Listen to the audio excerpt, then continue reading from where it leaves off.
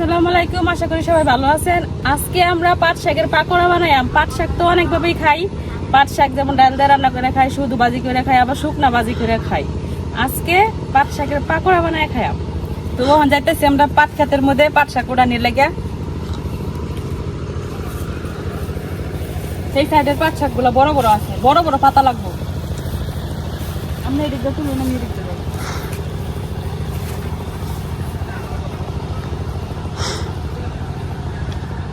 এই যে দেখেন এক একটা পাতা কত বড় বড় হয়েছে। এই বড় বড় পাতাগুলো কিন্তু লাগবে।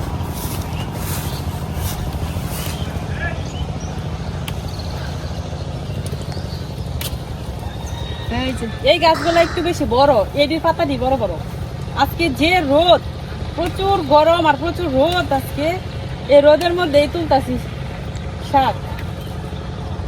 রোদের জন্য তো তাকানো হয়ে যাইতেছে না, তারপরও মন চাইছে একটু খাই পাট শাকের পাকোড়া। কারণ পাট গাছ কয়দিন পরে নষ্ট হয়ে যাব, পরে আর খাওয়া যাইত না। এই যে দেখেন কত বড় বড় পাতা, পাতাগুলো কিন্তু অনেক সুন্দর, অনেক পরিষ্কার। যেগুলো উঠাইছি এগুলা দিয়ে হইব। যে পাতাগুলো উঠাইছি এটি দিয়ে কিন্তু অনেকগুলা পাকোড়া হয়ে যাব। তখন জায়গা সরাসরি চলার পারো।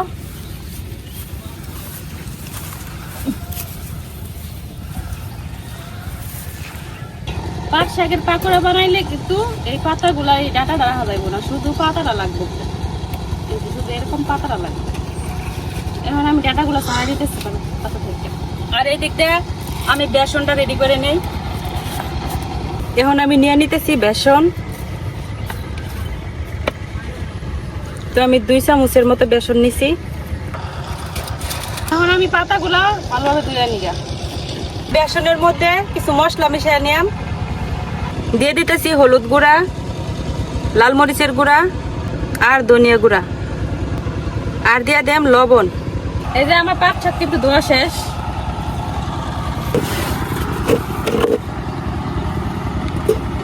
এখন পাকোড়াগুলো ভাজার জন্য আমি তেল দিয়ে দিতেছি।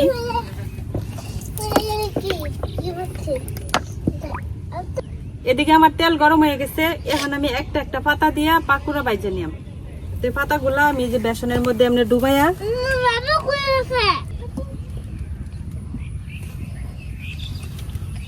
বেসনের মধ্যে এরকম চুবাইয়া এক্সট্রা যে বেসনটা থাকবো এটা জায়গা ফালাই দিয়া এরকম ভাজে নিলাম।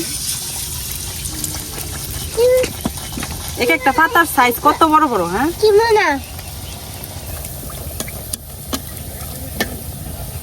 কি সুন্দর ফুলছে দেখেন। এখন উল্টায় পাল্টায় আমি এটা ভাজে নিলাম।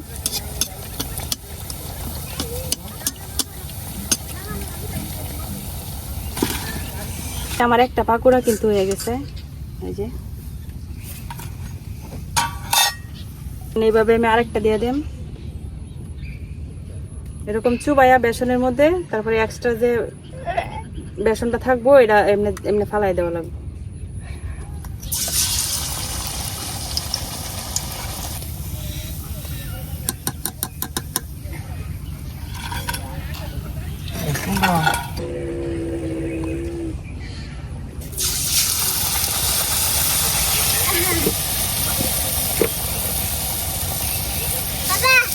এখন এইভাবে আমি একটা একটা পাতার পাকোড়া বানাই নিলাম।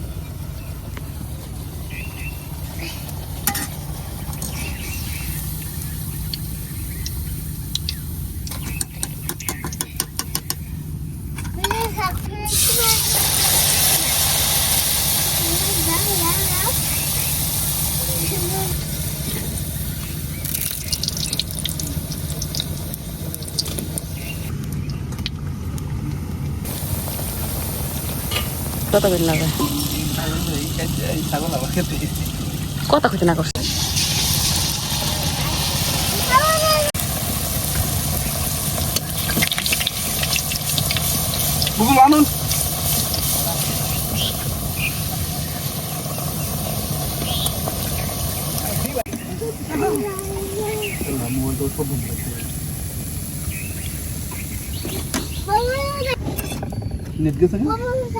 তো আমার পাকোড়া গুলা কিন্তু প্রায় ভাজা শেষ। এখন আর 2টা পাতা আছে, আর বেসন অল্প একটু আছে। তো 2টা পাতা আমি একসাথে দিয়া এই যে এরকম এরকম করেও ভাজা যায়। তো দুইটা পাতা একসাথে দিয়ে এখন বেসনে ডুবাই নেম।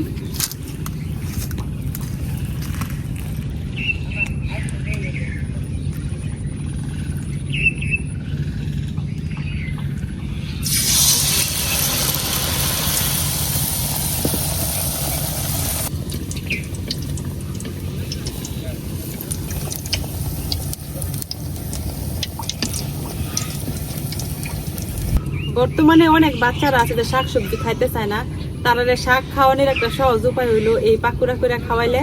তো এইভাবে যদি পাকুড়া বানাই দেন তাহলে তারা কিন্তু অনেক মজা করে খাইব। তো এই যে আমার পাকুড়া বানানি শেষ।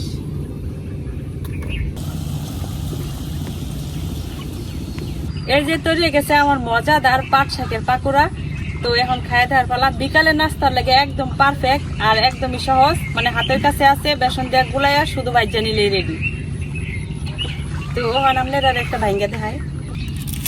এই যে ভিতরে শাকটাও কিন্তু খুব সুন্দর একদম মসমসা হয়ে গেছে। এই দেখেন একদম মসমসা। যদি এইভাবে আপনারা বাচ্চাদের বানায় দেন তাহলে তারা অনেক আনন্দ করে খাইব।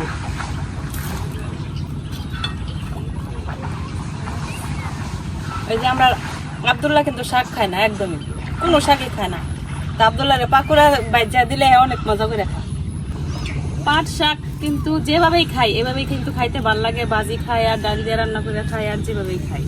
এখন পাকুড়া করে অনেকেই কয় পাট শাক তেতো লাগে, আমরা কাছে পাট শাক তেতো লাগে না। আমরা পাট শাক বিভিন্ন ভাবে কিন্তু খাই।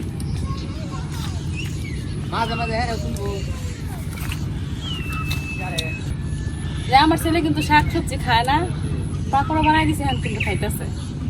এমনিতে শাকের তরকারি শাক পাতা জীবনেও খাইতো না, কোনো সময় না। তো আপনারা যারা এরকম পাট শাকের পাকুড়া খাইছেন তো তারা এটা স্বাদ জানেনি, আর যারা খাইছেন না তারা অবশ্যই খাবেন।